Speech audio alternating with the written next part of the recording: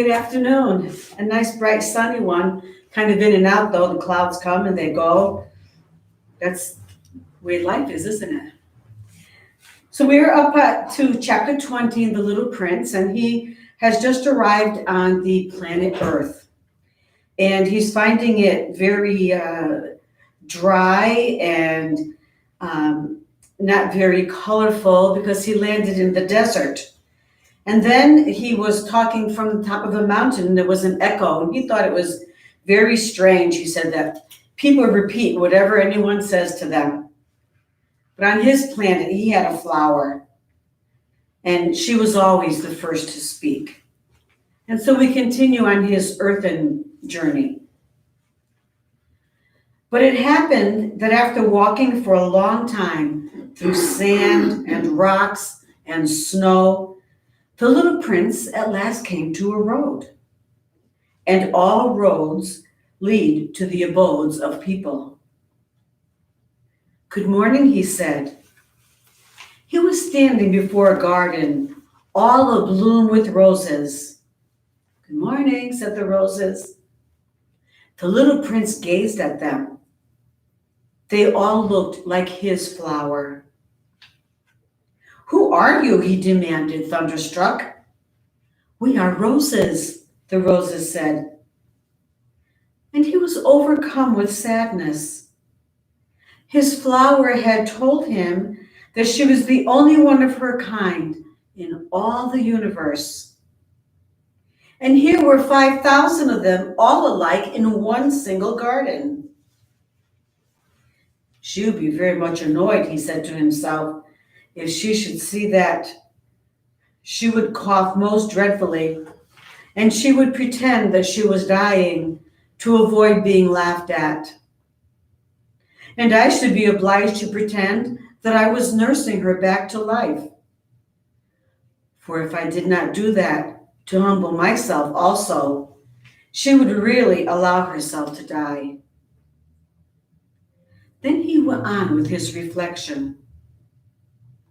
I thought that I was rich, with a flower that was unique in all the world. And all I had was a common rose. A common rose and 3 volcanoes that come up to my knees. And one of them, perhaps extinct forever. That doesn't make me a very great prince. And he lay down in the grass and cried. It was then that the fox appeared. Good morning, said the fox. Good morning, the little prince responded politely, although when he turned around, he saw nothing. I'm right here, the voice said, under the apple tree. Who are you? Asked the little prince and added, You are very pretty to look at. I am a fox, the fox said. Come and play with me, proposed the little prince. I am so unhappy. I cannot play with you, said the fox. I am not tamed. Oh, please excuse me, said the little prince. But after some thought, he added, What does that mean, tame? You do not live here, said the fox. What is it that you are looking for? I am looking for men and women, said the little prince. What does that mean, tame? Men, said the fox, they have guns and they hunt. It is very disturbing. They also raise chickens. These are their only interests. Are you looking for chickens? No, said the little prince. I'm looking for friends. What does that mean, tame? It is an act too often neglected, said the fox. It means to establish ties. To establish ties? Just that, said the fox. To me, you are still nothing more than a little boy who is just like 100,000 other little boys. And I have no need of you, and you, on your part, have no need of me. To you, I am nothing more than a fox, like 100,000 other foxes. But if you tame me, then we shall need each other. To me, you will be unique in all the world. To you, I shall be unique in all the world. I'm beginning to understand, said the little prince. There is a flower. I think she has tamed me. It is possible, said the fox. On earth, one sees all sorts of things. Oh, but this is not on earth, said the little prince. The fox seemed perplexed and very curious. On another planet? Yes. Are there hunters on that planet? No. Ah, that is interesting. Are there chickens? No. Nothing is perfect, sighed the fox. But he came back to his idea. My life is very monotonous, he said. I hunt chickens and men hunt me. All the chickens are just alike and all the men are just alike. And in consequence, I am a little bored. But if you tame me, it will be as if the sun came to shine on my life. I shall know the sound of a step that will be different from the others. Other steps send me scurrying back underneath the ground. Yours will call me, like music, out of my burrow. And then look, you see the grain fields down yonder? I do not eat bread. Wheat is of no use to me. The wheat fields have nothing to say to me, and that is sad. But you have hair that is the color of gold. Think how wonderful that would be when you have tamed me. The grain, which is also golden, will bring me back the thought of you, and I shall love to listen to the wind in the wheat. The fox gazed at the little prince for a long time. Please, tame me, he said. I want to very much, the little prince replied, but I have not much time. I have friends to discover and a great many things to understand. One only understands the things that one tames, said the fox. Men have no more time to understand anything. They buy things already made at the shops. But there's no shop anywhere where one can buy friendship. And so men have no friends anymore. If you want a friend, tame me. What must I do to tame you? Said the little prince.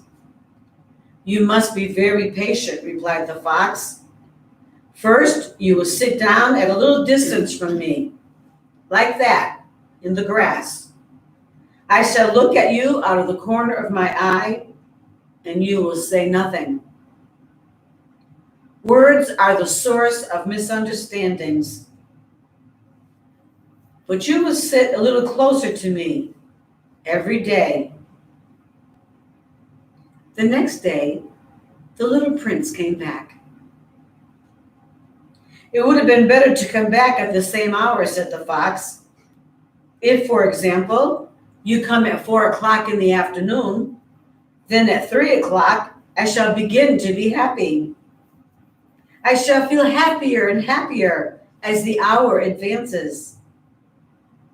At 4 o'clock, I shall already be worrying and jumping about. I shall show you how happy I am. But if you come just at any time, I shall never know what hour my heart is to be ready to greet you. One must observe the proper rites. What is a rite? Asked the little prince. Those also are actions too often neglected, said the fox. They are what make one day different from other days, 1 hour from other hours. There is a rite, for example, among many hunters. Every Thursday, they dance with the village girls. So Thursday is a wonderful day for me. I can take a walk as far as the vineyards. But if the hunters danced just at any time, every day would be like every other day, and I should never have any vacation at all. So the little prince tamed the fox. And when the hour of his departure drew near, "Ah," said the fox, "I shall cry." "It is your own fault," said the little prince. "I never wished you any sort of harm, but you wanted me to tame you." "Yes, that is so," said the fox. "But now you are going to cry," said the little prince. "Yes, that is so," said the fox. "Then it has done you no good at all." "It has done me good," said the fox, "because of the color of the wheat fields." And then he added, "Go and look again at the roses. You will understand now that yours is unique in all the world. Then come back to say goodbye to me, and I will make you a present of a secret." The little prince went away to look again at the roses. "You are not at all like my little rose," he said. "As yet, you are nothing. No one has tamed you, and you have tamed no one. You are like my fox when I first knew him. He was only a fox like 100,000 other foxes. But I have made him my friend, and now he is unique in all the world." And the roses were very much embarrassed. "You are beautiful, but you are empty," he went on. "One could not die for you. To be sure, an ordinary passerby would think that my rose looked just like you, the rose that belongs to me. But in herself alone, she is more important than all the hundreds of you other roses, because it is she that I have watered, because it is she that I have put under the glass globe, because it is she that I have sheltered behind the screen, because it is for her that I have killed the caterpillars, except the 2 or 3 that we saved to become butterflies, because it is she that I have listened to when she grumbled or boasted, or even sometimes when she said nothing, because she is my rose." And the little prince went back to meet the fox. "Goodbye," he said. "Goodbye," said the fox. "And now here is my secret, a very simple secret. It is only with the heart that one can see rightly. What is essential is invisible to the eye." "What is essential is invisible to the eye," the little prince repeated, so that he would be sure to remember. "It is the time you have wasted for your rose that makes your rose so important."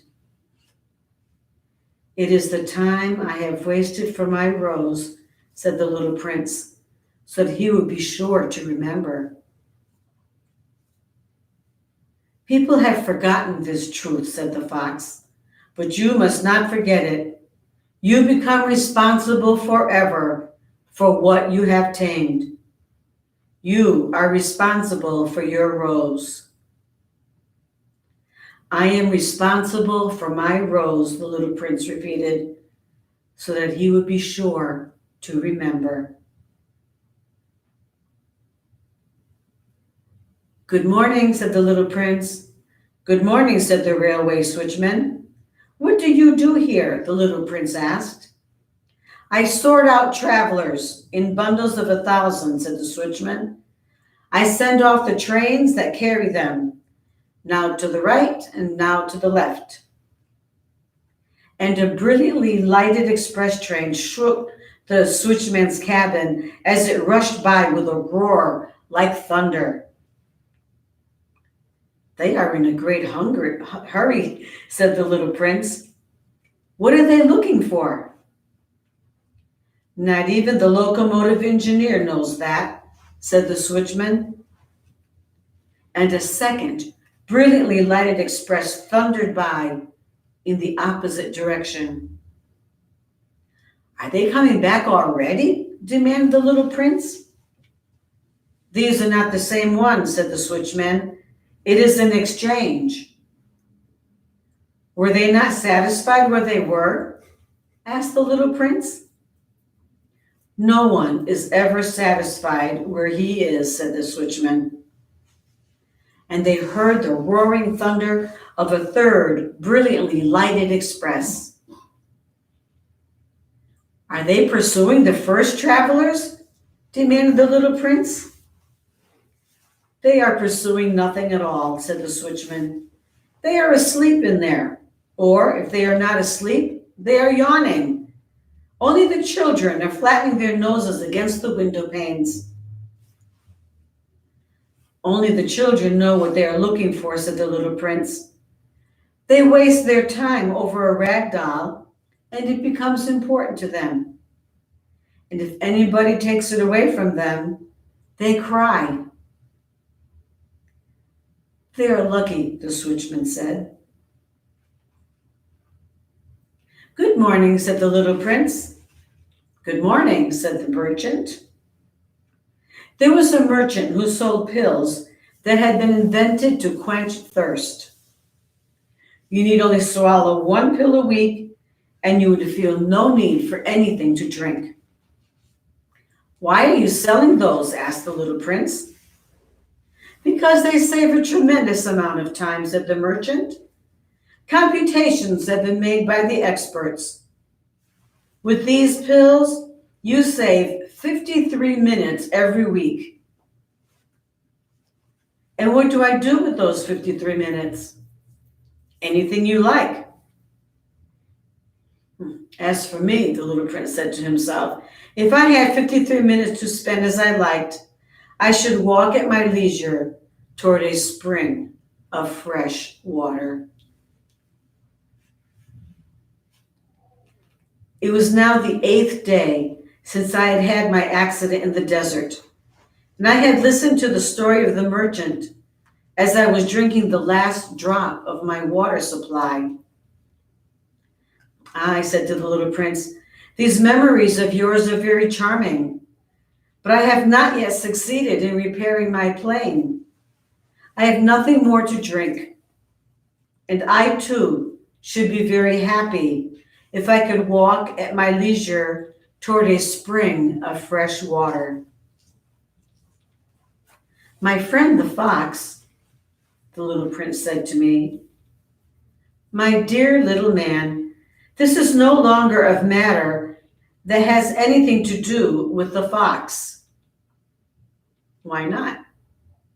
Because I am about to die of thirst. The little prince did not follow my reasoning, and he answered me, it is a good thing to have had a friend, even if one is about to die. I, for instance, am very glad to have had a fox as a friend.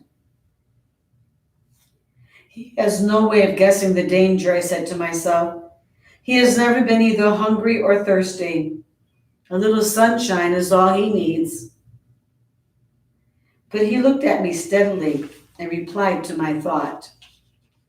I am thirsty too. Let us look for a well. I made a gesture of weariness. It is absurd to look for a well at random in the immensity of the desert. But nevertheless, we started walking. When we had trudged along for several hours in silence, the darkness fell and the stars began to come out.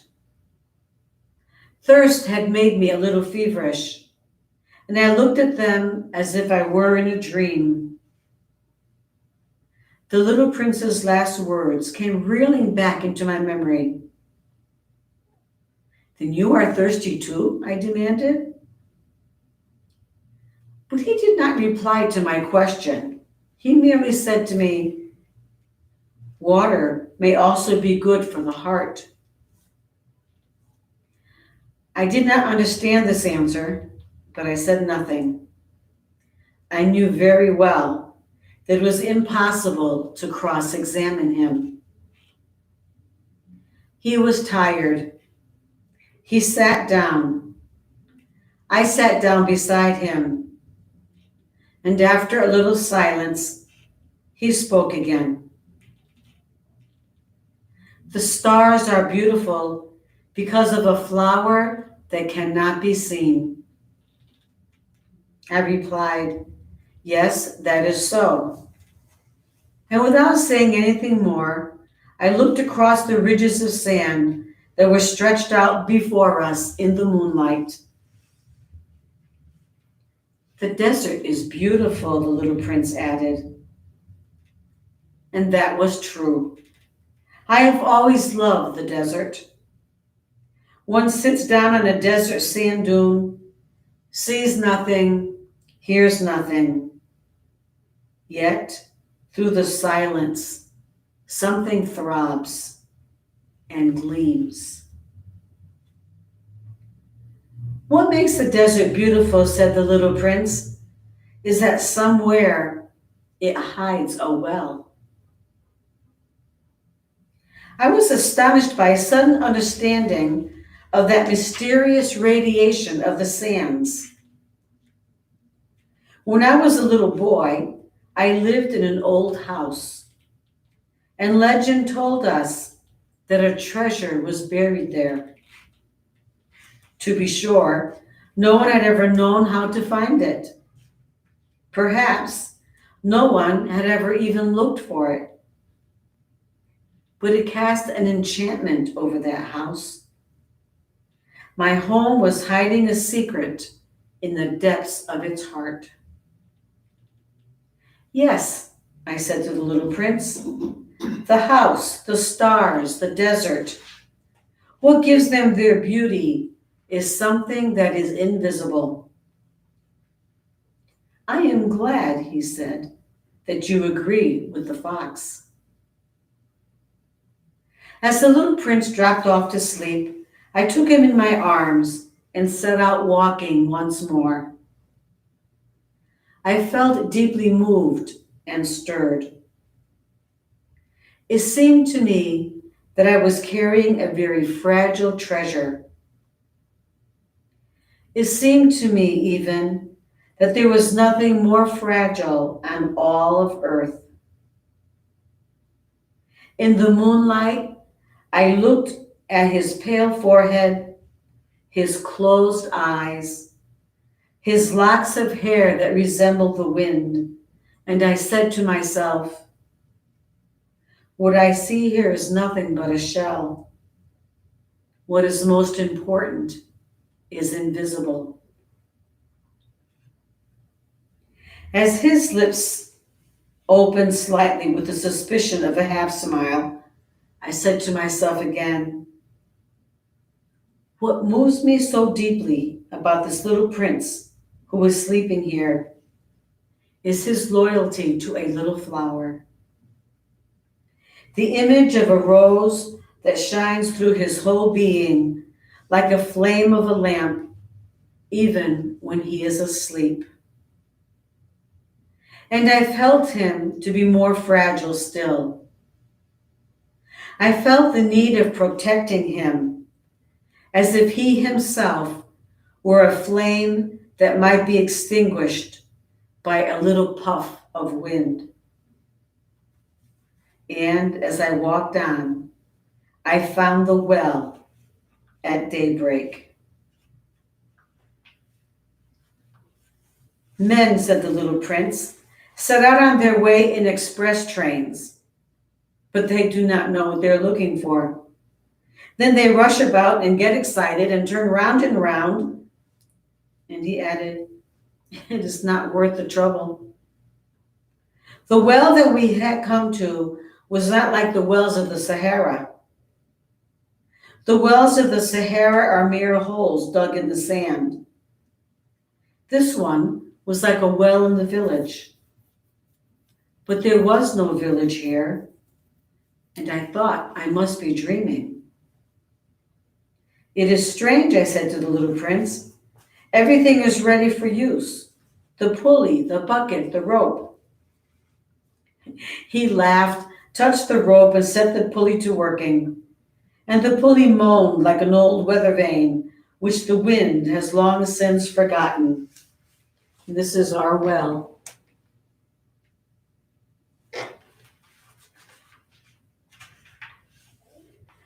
Do you hear, said the little prince? We have wakened the well, and it is singing. I did not want him to tire himself with the rope. Leave it to me, I said. It is too heavy for you. I hoisted the bucket slowly to the edge of the well and set it there, happy, tired as I was over my achievement. The song of the pulley was still in my ears, and I could see the sunlight shimmer in the still trembling water. I am thirsty for this water, said the little prince. Give me some of it to drink. And I understood what he had been looking for. I raised the bucket to his lips. He drank, his eyes closed. It was as sweet as some special festival treat. This water was indeed a different thing from ordinary nourishment. Its sweetness was born of the walk under the stars, the song of the pulley, the effort of my arms. It was good for the heart, like a present. When I was a little boy, the lights of the Christmas tree, the music of the midnight mass, the tenderness of smiling faces used to make up so the radiance of the gifts I received. The men where you live, said the little prince, raise 5,000 roses in the same garden, and they do not find in it what they are looking for. They do not find it, I replied. And yet, what they are looking for could be found in one single rose or in a little water. Yes, that is true, I said. And the little prince added, but the eyes are blind. One must look with the heart.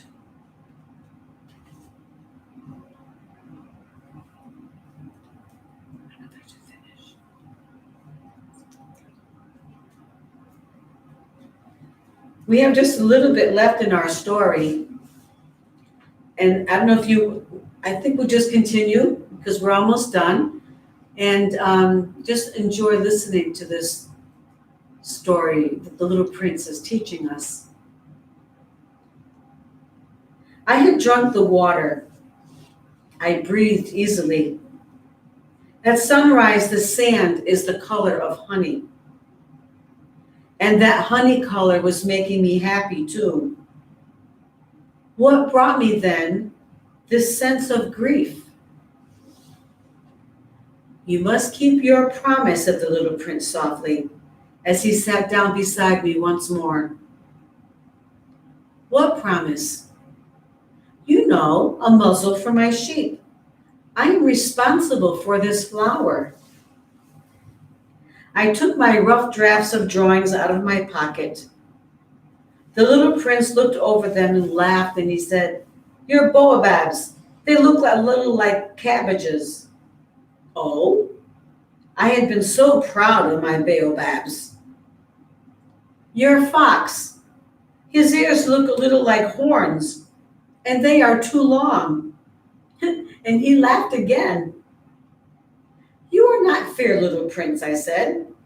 I don't know how to draw anything except boa constrictors from the outside and boa constrictors from the inside. Oh, that will be all right, he said. Children understand. So then I made a pencil sketch of a muzzle, and as I gave it to him, my heart was torn. You have plans that I do not know about, I said. But he did not answer me. He said to me instead, you know, my descent to Earth, tomorrow will be its anniversary. Then, after a silence, he went on. I came down very near here, and he flushed. And once again, without understanding why, I had a queer sense of sorrow. One question, however, occurred to me. Then it was not by chance that on the morning when I first met you, a week ago, you were strolling along like that, all alone, 1,000 miles from any inhabited region. You were on your way back to the place where you landed. The little prince flushed again. And I added with some hesitancy, perhaps it was because of the anniversary? The little prince flushed once more. He never answered questions. But when one flushes, does that not mean yes? I said to him, I'm a little frightened.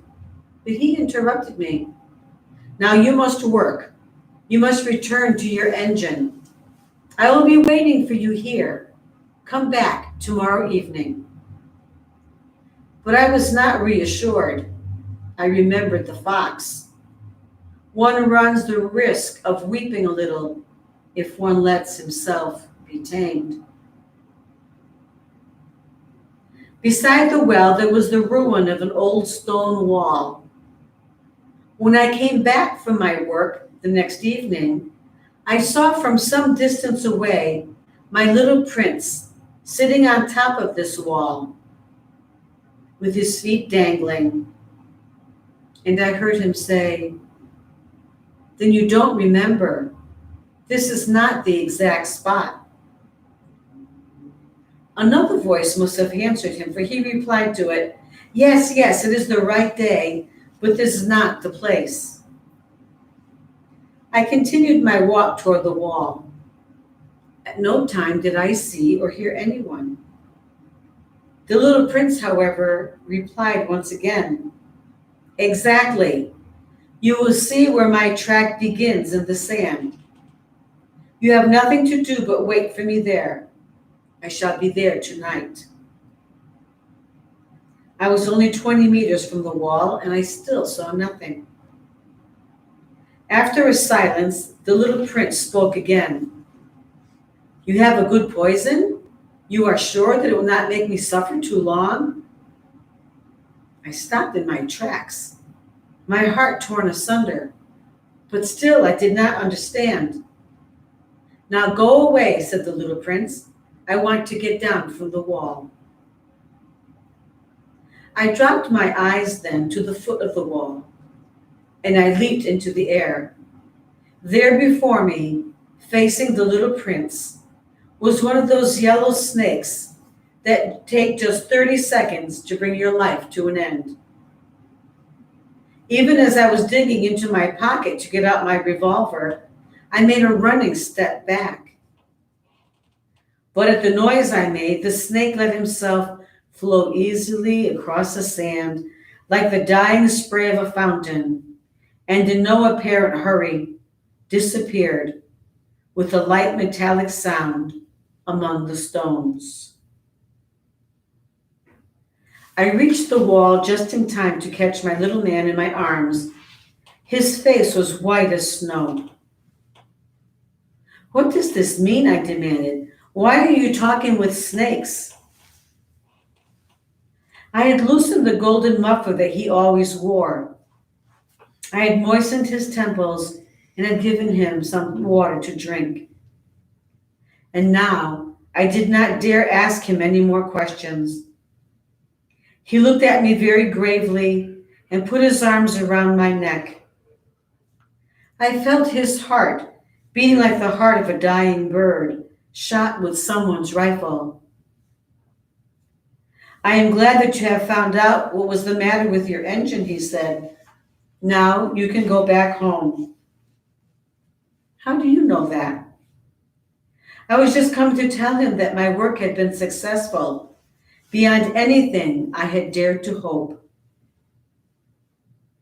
He made no answer to my question, but he added, I too am going back home today. Then, sadly, it is much farther. It is much more difficult. I realized clearly that something extraordinary was happening. I was holding him close in my arms as if he were a little child, and yet it seemed to me that he was rushing headlong toward an abyss from which I could do nothing to restrain him. His look was very serious, like someone lost far away. I have your sheep, and I have the sheep's box, and I have the muzzle. And he gave me a sad smile. I waited a long time. I could see that he was reviving little by little. Dear little man, I said to him, you are afraid. He was afraid. There was no doubt about that, but he laughed lightly. I shall be much more afraid this evening. Once again, I felt myself frozen by the sense of something irreparable, and I knew that I could not bear the thought of never hearing that laughter anymore. For me, it was like a spring of fresh water in the desert. Little man, I said, I want to hear you laugh again. But he said to me, tonight it will be a year. My star then can be found right above the place where I came to earth a year ago. Little man, I said, tell me that is only a bad dream. This affair of the snake and the meeting place and the star. But he did not answer my plea. He said to me instead, the thing that is important is the thing that is not seen. Yes, I know. It is just as it is with the flower. If you love a flower that lives on a star, it is sweet to look at the sky at night. All the stars are abloom with flowers. Yes, I know. It is just as it is with the water. Because of the pulley and the rope, which you gave me to drink was like music. You remember how good it was. Yes, I know. And at night, you will look up at the stars. Where I live, everything is so small that I cannot show you where my star is to be found. It is better like that. My star will just be one of the stars for you. And so you will love to watch all the stars in the heavens. They will all be your friends. And besides, I'm going to make you a present. He laughed again. Ah, little prince, dear little prince, I love to hear that laughter. That is my present. Just that. It will be as it was when we drank the water. What are you trying to say? All men have the stars, he answered, but they are not the same things for different people. For some who are travelers, the stars are guides. For others, they are no more than little lights in the sky. For others who are scholars, they are problems. For my businessman, they were wealth. But all these stars are silent. You alone, will have the stars that no one else has them. What are you trying to say? In one of the stars I shall be living. In one of them I shall be laughing. And so it will be as if all the stars were laughing when you look at the sky at night. You, only you, will have stars that can laugh. And he laughed again. And when your sorrow is comforted, time soothes all sorrow. You will be content that you have known me. You will always be my friend. You will want to laugh with me. And you will sometimes open your window, so for that pleasure. And your friends will be properly astonished to see you laughing as you look up at the sky. Then you will say to them, yes, the stars always make me laugh. And they will think you are crazy. It will be a very shabby trick that I shall have played on you. And he laughed again. It will be as if, in place of the stars, I had given you a great number of little bells that knew how to laugh. And he laughed again. Then he quickly became serious. Tonight, you know, do not come.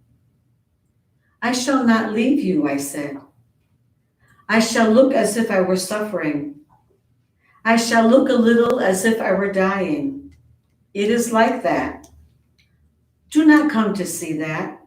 It is not worth the trouble. I shall not leave you. But he was worried. I tell you, it is also because of the snake. He must not bite you. Snakes, they are malicious creatures. This one might bite you just for fun. I shall not leave you. But a thought came to reassure him. It is true that they have no more poison for a second bite. That night, I did not set out on his way. He got away from me without making a sound. And when I succeeded in catching up with him, he was walking along with a quick and resolute step. He said to me merely, "Ah, you are there." And he took me by the hand, but he was still worrying. "It was wrong for you to come. You will suffer. I shall look as if I were dead, and that will not be true." I said nothing.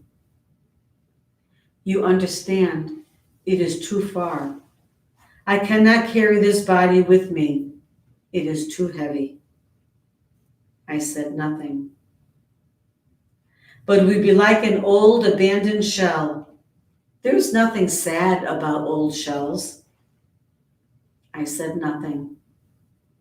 He was a little discouraged, but he made one more effort. "You know, it will be very nice. I too shall look at the stars. All the stars will be wells with a rusty pulley. All the stars will pour out fresh water for me to drink." I said nothing. "That will be so amusing. You will have 500 million little bells, and I shall have 500 million springs of fresh water." And he too said nothing more because he was crying. Here it is. Let me go on by myself. And he sat down because he was afraid. Then he said again, "You know, my flower, I am responsible for her, and she is so weak. She is so naive. She has 4 thorns of no use at all to protect herself against the world." I sat down too, because I was not able to stand up any longer. There now, that is all. He still hesitated a little. Then he got up. He took one step. I could not move. There was nothing there but a flash of yellow close to his ankle. He remained motionless for an instant. He did not cry out. He fell as gently as a tree falls. There was not even any sound because of the sand. And now 6 years have already gone by. I have never yet told this story. The companions who met me on my return were well content to see me alive. I was sad, but I told them, I am tired. Now my sorrow is comforted a little. That is to say, not entirely. But I know that he did go back to his planet because I did not find his body at daybreak. It was not such a heavy body. And at night, I love to listen to the stars. It is like 500 million little bells. But there is one extraordinary thing. When I drew the muzzle for the little prince, I forgot to add the leather strap to it. He will never have been able to fasten it on his sheep. So now I keep wondering, what is happening on his planet? Perhaps the sheep has eaten the flower. At one time I said to myself, surely not. The little prince shuts his flower under her glass globe every night, and he watches over his sheep very carefully. Then I am happy, and there is sweetness in the laughter of all the stars. But at another time I say to myself, at some moment or other, one is absent-minded, and that is enough. On some one evening, he forgot the glass globe, or the sheep got out without making any noise in the night. And then the little bells are changed to tears. Here then is a great mystery. For you who also love the little prince, and for me, nothing in the universe can be the same if somewhere, we do not know where, a sheep that we never saw has, yes or no, eaten a rose. Look up at the sky. Ask yourselves, is it yes or no? Has the sheep eaten the flower? And you will see how everything changes. And no grown-up will ever understand that this is a matter of so much importance. I'm sorry it went a little bit longer this evening, but the end was coming so close. We hope that you enjoyed the story of the little prince. And look up the stars tonight. Maybe you'll see a little flower on a star. Have a great weekend.